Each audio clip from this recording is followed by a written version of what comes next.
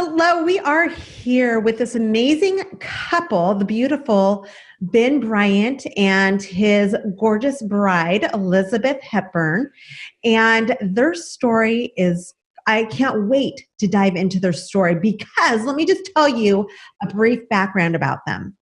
They met years and years ago during a production in a play that they were doing, and they knew each other for 4 months, got married. That lasted for 30 years. However, they did end up getting divorced for a while, came back together, and now it's been how many years? Since she moved back in, it's been 13 years, and since we got remarried, it's been 8. Wow. Wow. Okay, so you both came from the entertainment industry. Give me a little background on this. Elizabeth, what's your take on this? Obviously it was a whirlwind romance if you guys got married after 4 months. Right. In 30 years, something had to go right. But what went wrong? What made you guys finally decide let's cut it? Well, that was my fault. Well, it was your choice. It It was my choice. anybody's fault. What did you do? What led up to it? Oh my gosh, I haven't thought about this in such a long time. I just felt like we were kind of stale, and I wanted us to freshen up, and I just felt like we needed to be apart. Well, you talked about your own feeling that you were stifled and you needed to do something for your own personal growth, if I can remind you. I'm the rememberer around here. No, this is good. This is great. So all about my heart, about my open heart. And I was getting some, so I just got, life, the vicissitudes of life came in. Mm-hmm. And I just got kind of bummed. And I couldn't find a way out of it. And I felt like we weren't working anymore. It wasn't working, the energy. So I said, I think we should move on. Okay. Did you have any children? No. No children. And did you seek any type of professional help before this, or?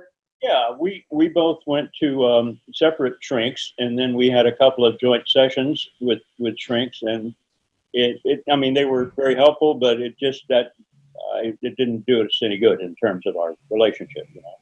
Got it. Okay. So Elizabeth, you used the words, it was your fault. So, obviously there's much more to it, but I want to ask you, if you were able to go back now during that time, what would you have changed, if anything?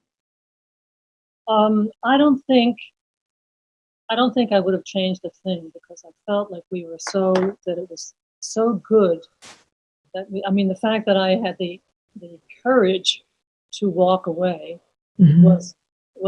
took an enormous amount of strength for me, and I felt that it was really good that I was able to do it. And I just felt at the time that and it had been building for a couple of years, and I just felt that we needed to be separate for a while, and I didn't know what that was going to look like. I felt like we would probably get divorced, which totally freaked me out, but I just went for it. And, okay. I had about 5 years before we split up, I'd started a new business, and I kind of put everything I had into it. And so money had become a problem because the business did not take off like we expected it to. And so there was financial pressure too that created a lot of stress. I think I've read a lot about divorce and separation and stuff, and it seems that that's an extremely common problem that breaks people up. They're not making the money they need to make, and there's pressure and emotional stress. And I was much better at handling the stress of being broke and being behind in payments and stuff like that. I'd had perfect credit my entire life until I started my own business, but it was much more emotionally difficult for Elizabeth, and that put a lot of stress on the relationship too. Ooh, that's a big point that you just brought up, because yes, that's a huge, whether it's been 30 years, whether it's been 10 years, yeah, that's a huge challenge for couples. So, when you own your own business and you're an entrepreneur, it's not like you can just walk away. It's tough. So Ben, did you feel the relationship splitting apart? Was it almost palatable, or was it a surprise? Well, the fact that she wanted to actually separate was a surprise. I mean, I knew things were not going well. I mean, we started kind of drifting apart in many ways, but I don't know. It didn't hit me that there was anything that we couldn't overcome. It's just that there was the word estranged is an excellent word, because there was a clear sense of estrangement.